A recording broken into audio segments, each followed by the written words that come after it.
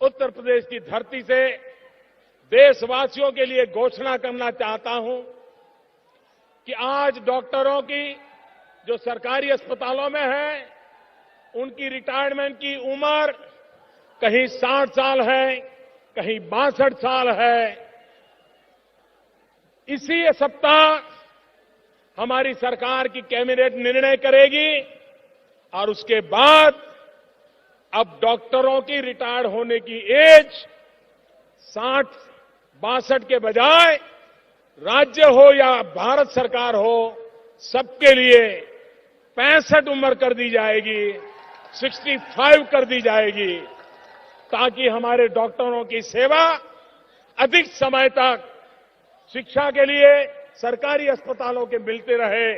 और जब तक नए डॉक्टर तैयार होते हैं, नई कॉलेज तैयार होती है, जिसका काम भी बड़ी तेजी से चल रहा है, इस काम को भी हम आगे बढ़ाना चाहते हैं।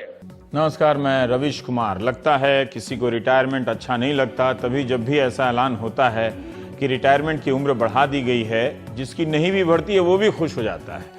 दूसरी तरफ कॉलेज से निकलकर रोजगार समाचार पढ़ने वालों को ये खबर नहीं सुहाती है। उन्हें लगता है कि अब ये और 3 साल रिटायर नहीं हुए तो उनकी बेरोजगारी के साल बढ़ जाएंगे। जो नौकरी में हो उसकी भी हालत बेरोजगार के जैसी है कि चलो 3 साल और मिले, और जो नौकरी में नहीं है उसकी हालत लाचार है। प्रधानमंत्री ने जब कहा कि वे कानून बनाकर सभी डॉक्टरों की सभी राज्यों में, केंद्र से लेकर राज्यों तक में उम्र रिटायरमेंट की 65 साल कर देंगे, इस खबर को लेकर कहीं स्वागत हुआ तो कहीं सुगबुगाहट भी कि अरे कहीं हमारे पेट पर प्रहार तो नहीं है। 35 साल के युवा 65% हैं इस देश में। अगर रिटायरमेंट की उम्र 65 साल हो गई तो इन 35% वालों को 65 साल तक इंतजार तो नहीं करना पड़ेगा।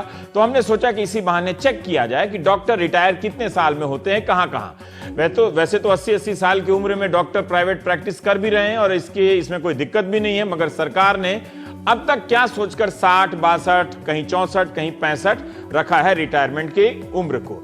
तो अखिल भारतीय आयुर्विज्ञान संस्थान, जिसे अंग्रेजी में एम्स कहते हैं, वहां रिटायरमेंट की उम्र जो है वो 65 साल है, पहले से है।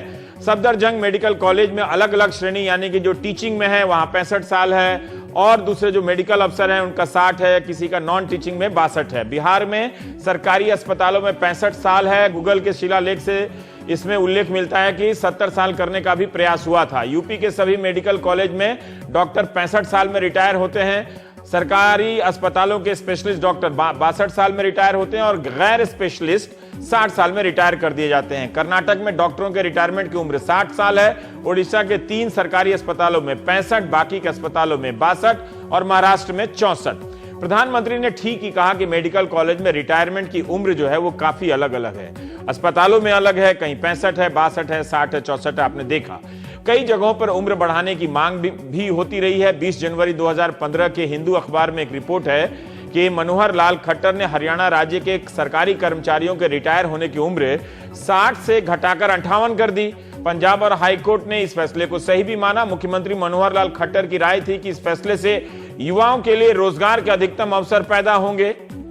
विरोध करने वालों का कहना था कि फिर हरियाणा में आईएएस कॉलेज के टीचर और न्यायिक अधिकारी क्यों 60 साल में रिटायर हो रहे हैं, वो भी 58 में हो जाएं। कोर्ट में विरोधी हार गए। 4 अप्रैल 2016 की इंडिया टुडे की साइट पर एक और खबर है कि हरियाणा सरकार डॉक्टरों की कमी को दूर करने के लिए उनके रिटायरमेंट की उम्र 58 से 62 करने जा रही है। हरियाणा के स्वास्थ्य मंत्री अनिल विज ने बताया था कि ऐसे प्रस्ताव पर विचार हो रहा है। उड़ीसा ने भी सरकारी डॉक्टरों की कमी को पूरा करने के लिए रिटायरमेंट उम्र 60 से बढ़ाकर 65 साल कर दिया, मगर इस प्रस्ताव के खिलाफ ओडिशा मेडिकल सर्विस एसोसिएशन खुलकर मैदान में आ गया। यहां तक कि प्रधानमंत्री को पत्र लिख दिया। अब पता नहीं ये एसोसिएशन वाले किसे पत्र लिखेंगे, क्योंकि प्रधानमंत्री भी 65 साल ही करने जा रहे हैं। हमारे देश में मरीजों के अनुपात में डॉक्टरों की संख्या कम है, आबादी के हिसाब से अगर देखें तो। लेकिन क्या ये कमी इसलिए है कि इस वक्त सरकारी अस्पताल में डॉक्टर नहीं है, या पूरे देश में डॉक्टर नहीं है? अगर ऐसा है तो आपको एक भी डॉक्टर बेरोजगार नहीं मिलना चाहिए। सभी सरकारी अस्पतालों में जो पद हैं डॉक्टरों के, वो भरे होने चाहिए। भारत में हर साल करीब 50,000 या उससे ज्यादा एमबीबीएस डॉक्टर देश के 370 मेडिकल कॉलेज से निकलते हैं। दुनिया में सबसे ज्यादा डॉक्टर पैदा करने वाला अपना देश है। अमेरिका में हर साल 18,000 डॉक्टर निकलते हैं, मगर उनकी आबादी की तुलना भारत की आबादी से हम नहीं कर सकते, काफी कम है वो लोग। अब हमें समझना यह है कि क्या वाकई डॉक्टरों की कमी है हमारे देश में, या सरकारी अस्पतालों में भर्ती ही नहीं निकलती। जिन्हें सरकारी नौकरी मिलती है क्या वो अस्पतालों में जाते हैं? उड़ीसा सरकार के सरकारी अस्पतालों में कई बार डॉक्टर ड्यूटी पर नहीं जाते हैं। 2015 में उड़ीसा सरकार ने 613 डॉक्टरों के खिलाफ नोटिस भी जारी किया। उड़ीसा ही नहीं, ये कहानी आपको देश के तमाम राज्यों के सरकारी अस्पतालों में मिलेगी। इसका मतलब सरकारी अस्पतालों के तंत्र में समस्या है। लेकिन अप्रैल 2015 की टाइम्स ऑफ इंडिया की खबर है कि सरकार गांव और मुश्किल इलाकों में काम करने वाले डॉक्टरों को वेतन के अलावा 80,000 रुपया प्रोत्साहन राशि देगी। ये उसी उड़ीसा की खबर है। तब भी डॉक्टर गांव में सेवा करने के लिए तैयार नहीं है। क्या सिर्फ पैसे की समस्या है या बुनियादी ढांचे की है? इस पर बात करेंगे। 30 जनवरी 2016 के हिंदू अखबार में अफशा या पब्लिक सर्विस कमीशन ने से नियुक्त एक जनरल सर्जन ने नियुक्ति के अगले ही दिन इस्तीफा दे दिया। एक महिला डॉक्टर ज्वाइन करने के बाद अस्पताल ही नहीं गई। अफशा ने लिखा है कि 1122 डॉक्टरों की बहाली हुई मगर 597 ही ड्यूटी पर आए। जब पब्लिक सर्विस कमीशन दूसरे पदों की बहाली निकालता है तो वहां सीट से ज्यादा आवेदक होते हैं। सरकारी अस्पतालों के लिए बहाली निकलती है तो सीट से कम आवेदन आते हैं। ये चंद उदाहरण बिनकर आपके लिए चुन चुनकर इसलिए लाया ताकि पता चले कि हम उम्र बढ़ाकर कोई क्रांतिकारी फैसला ले रहे हैं या क्रांतिकारी फैसला ना लेना पड़े इसलिए उम्र बढ़ा रहे हैं। क्या सरकारें बिल्कुल प्रयास नहीं करती कि डॉक्टर नहीं आए?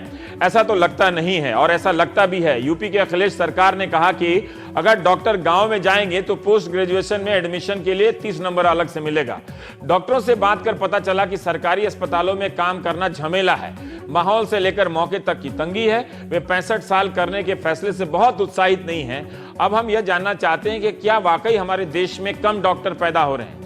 प्रधानमंत्री की एक बात तो ठीक लगती है कि एक दिन में तो डॉक्टर पैदा नहीं हो सकते क्योंकि डॉक्टरी की पढ़ाई कई साल की होती है। लेकिन फिर हमारे देश में पोस्ट ग्रेजुएशन की सीटें इतनी कम क्यों हैं? 50,000 डॉक्टर अगर एमबीबीएस निकलते हैं जिन्हें हम स्नातक मानते हैं तो 25,577 के करीब पोस्ट ग्रेजुएशन की सीटें क्यों हैं? महाराष्ट्र में किस्सा बताता हूं। रेडियोथेरेपी में पीजी करने के लिए सिर्फ 2 सीटें हैं, जबकि आजकल कैंसर के मरीजों की संख्या लगातार बढ़ती जा रही है।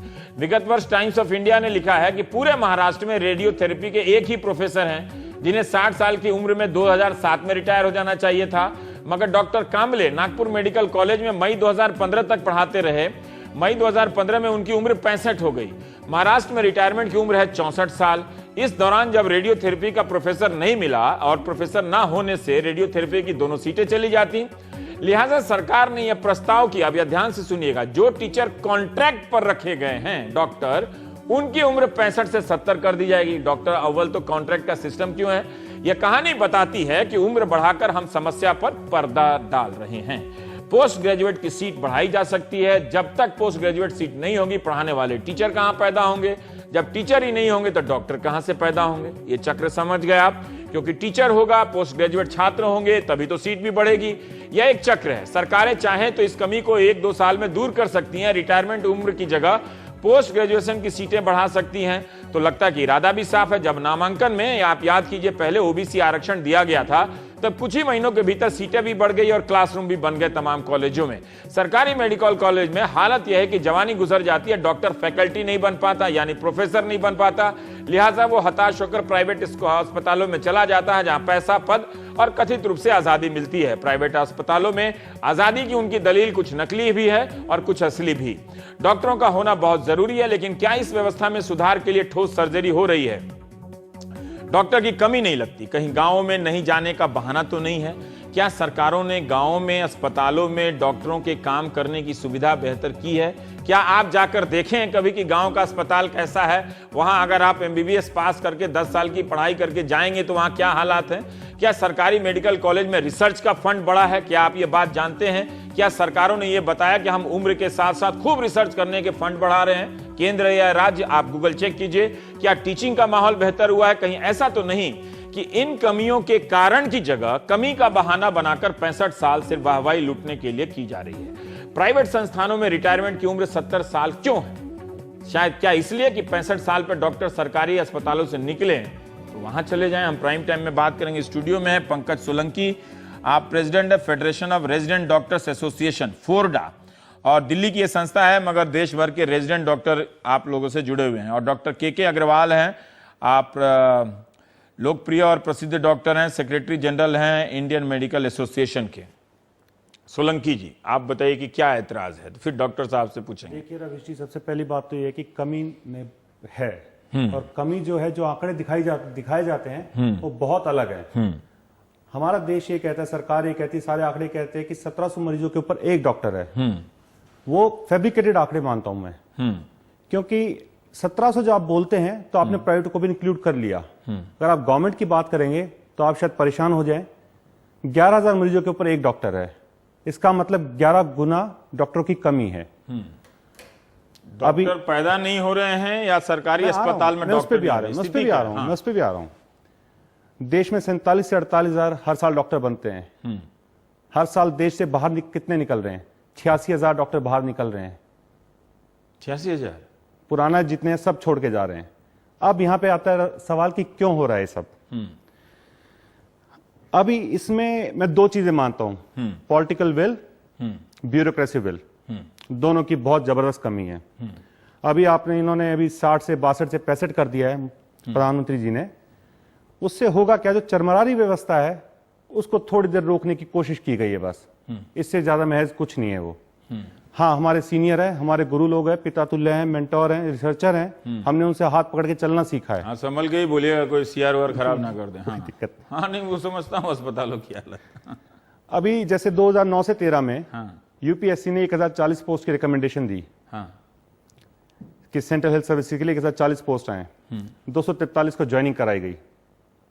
मतलब इतना सीट खाली रह गया। हाँ, आए नहीं। अभी और सुनिए आंकड़े एक से दर्शकों के लिए कि हाँ 1100 सीट यूपीएससी ने एडवर्टाइज किया है ना, एडवर्टाइज किया, कर दिया कि इतने डॉक्टर की जरूरत है, लेकिन ज्वाइन हुए 250 के करीब आप बता रहे हैं। 240 ज्वाइन हुए, एप्लीकेंट इतने कम नहीं है। हाँ, 240 चुने गए। अच्छा, मैं ये समझ रहा था कि बाकी आए नहीं, बिल्कुल चुने गए। हाँ, उनमें से 73 पहले वर्ष में ही छोड़ के चले गए। हाँ, अब 2015 की जैसे मैं बताऊं आपको, 540 सीटें निकाली गई यूपीएससी की। हाँ, 40 का सिलेक्शन हुआ, उसमें से 10 पहले वर्ष में ही छोड़ के चले गए और 86 उस साल रिटायर हुए हैं। तो एक नेगेटिव की तरफ बढ़ रहे हैं।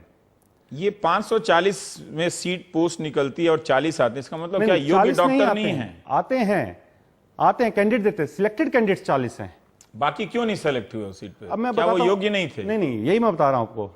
अगर किसी का एक नंबर कम है, हाँ, अगर मेरा किसी एक नंबर कम है तो मेरी रैंक 300-400 करीब पीछे हो गई है। तो इसका मतलब ये तो नहीं कि मैं योग्य नहीं हूं एक नंबर के ऊपर। यूपीएससी ने कभी वेटिंग लिस्ट निकाली ही नहीं।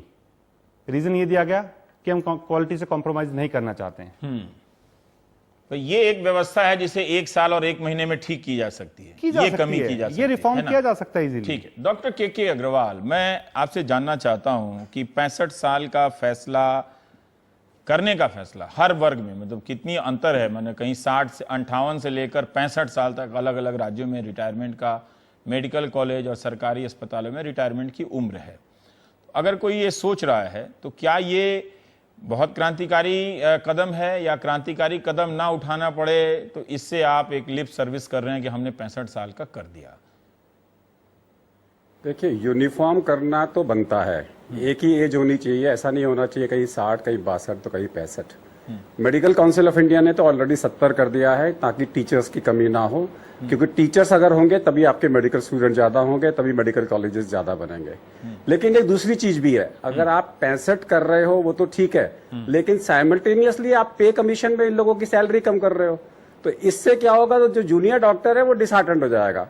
अभी 7th पे कमीशन में जो 25% एनपीए था वो आप 20% कर रहे हो, और एनपीए के साथ में जो एचआरए अलाउंस है वो कम कर रहे हो, जिसका बेसिक पे 10,000 है, उसकी सैलरी 20,000 कम होने वाली है।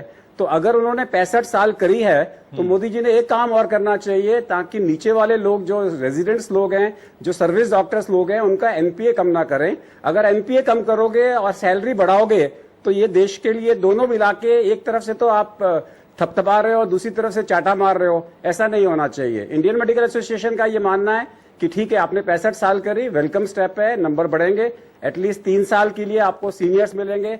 याद रखिए, जो डॉक्टर है वो 29 साल का एवरेज एक सर्विस में जाता है, वर्सेस नॉन डॉक्टर जो 22-23 साल का जाता है।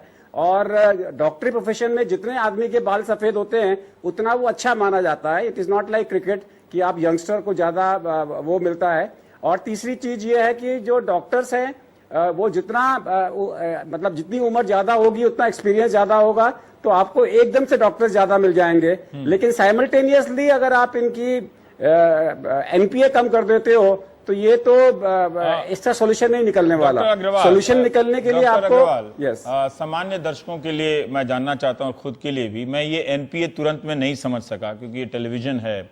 और मुझे एक बात बताइएगा कि जैसे 7th पे कमीशन में हम तो समझते हैं कि सबकी तनख्वाहें बढ़ रही हैं, ठीक है, क्या मैं ठीक सुना? मैंने ठीक सुना कि आप कह रहे हैं कि डॉक्टरों की तनख्वाह कम हो रही है? जी हाँ, डॉक्टरों की तनख्वाह ओवरऑल कम होगी और जो इंक्रीज होना चाहिए था वो इंक्रीज नहीं हो रहा है, क्योंकि नॉर्मली क्या होता है 25% एनपीए का मतलब है कि डॉक्टरों को एक स्पेशल अलाउंस मिलता है, क्योंकि उनकी वो 29 साल की उम्र में करते हैं, ज्यादा ड्यूटीज होती हैं, ज्यादा कवरेज करते हैं, ज्यादा इंडोर करते हैं, और एक पेशेंट को वो 4 मिनट उनको मिलते हैं देखने के लिए। ये जो एनपीए है ये 25% था, 7th पे कमीशन में ये 20% होने वाला है, और एनपीए बेसिक पे में ऐड होके उसका एचआरए उसमें ऐड होता था, वो डीलिंक हो जाएगा। तो ओवरऑल जिसका बेसिक पे अगर 10,000 का है उसको कम से कम 20,000 रुपए कम मिलेंगे पे कमीशन 7 के अनुसार में कंपेयर टू पे कमीशन 6।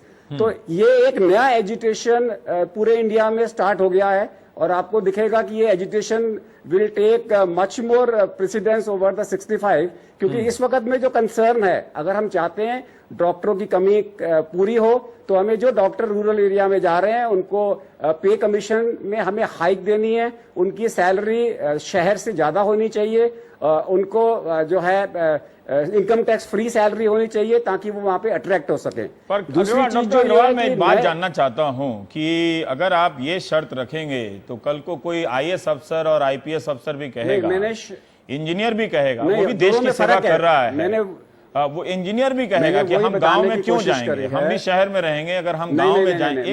मैंने आपको ये कहा है कि एक डॉक्टर 29 साल की उम्र में एंटर करता है सर्विस में, हाँ। और एक पब्लिक जो नॉन डॉक्टर है वो 23 साल में करता है। तो डॉक्टर्स जो हैं ऑन एन एवरेज 6 साल पीछे होते हैं किसी भी जॉब के लिए, किसी भी सर्विस के लिए।